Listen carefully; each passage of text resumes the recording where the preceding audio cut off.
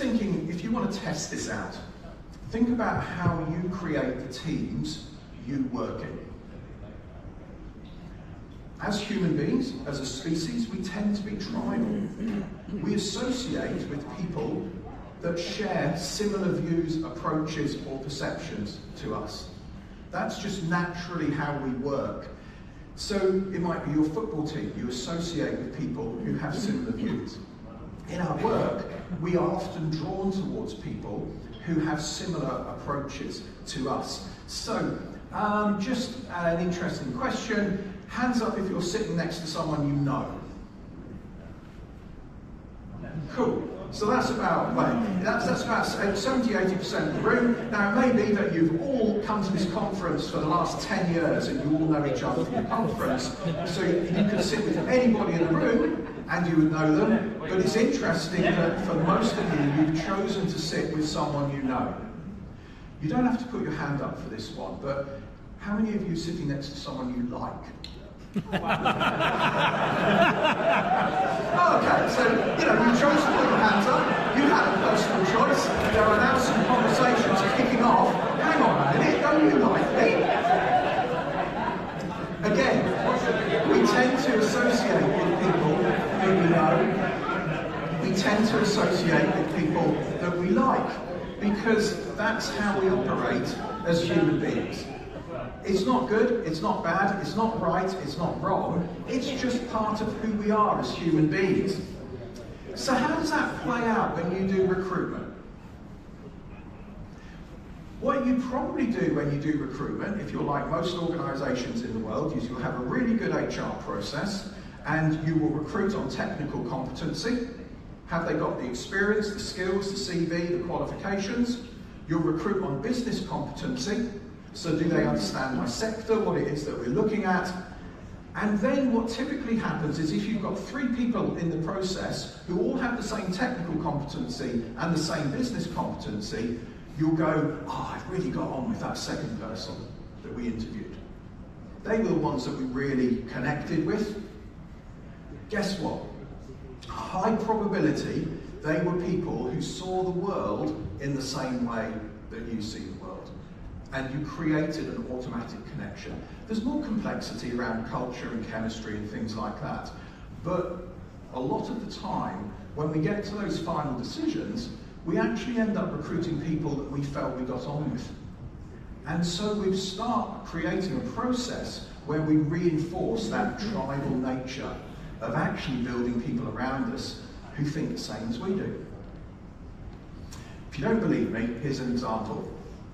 So we did some work with an organisation, about 120 people in the team, and we did some work to help them understand how they saw the world, what their preferences were for processing information, for getting jobs done, for being creative.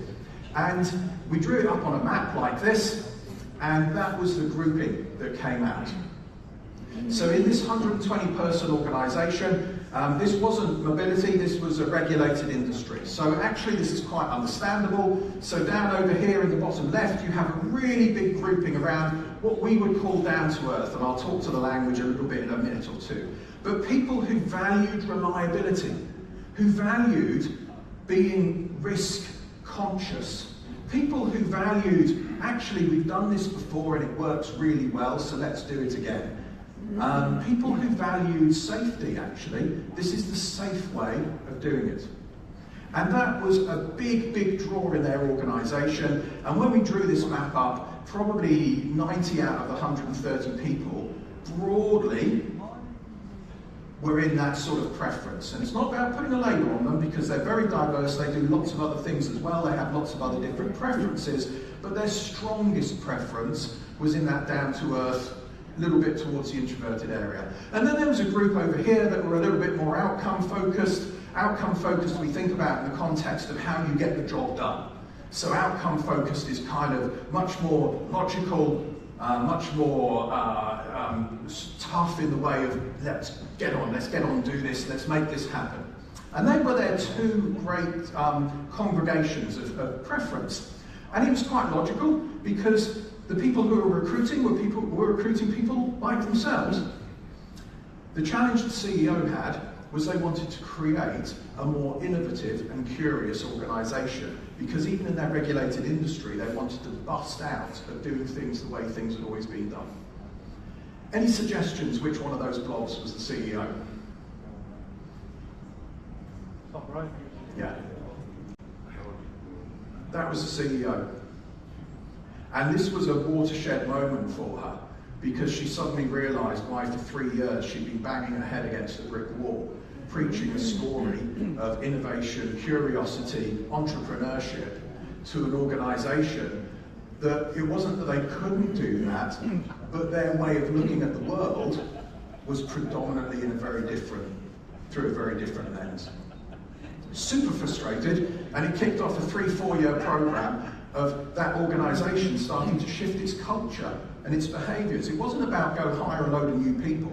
It was about helping people to understand diversity, helping them to understand how to work in different ways, and bringing in a little bit more nuance into their recruitment process, so they stopped recruiting people who looked like themselves. So just an example of what this looks like in the real world. And what we find is that if you're going to have the best conversations, the best ideas, if you're going to have real dialogue about what we can do differently, if you're going to really create innovation cultures, actually you have to create a space where you have people around the table, like yourselves, who see the world in very different ways, and consciously move into that space. It's not just us that talk about this. If you've read any of the stuff from HBR around cognitive diversity, which is what they kind of technically call it, if you love to read the sort of business book shelf in the airports, get Matthew Syed's book, Rebel Ideas, fantastic book that talks to all of this subject and talks to some great examples of why cognitive diversity is so important. So, that kind of sets the scene for a little bit of a conversation around giving you a few ideas to think about how you would build out cognitive diversity in your team, in your organisation. Or maybe to challenge you to think about whether you actually have a cognitively diverse team already or not. So, one of the first things we do is we introduce a little bit of language, and then we'll have a little bit of fun thinking about how this language works. So,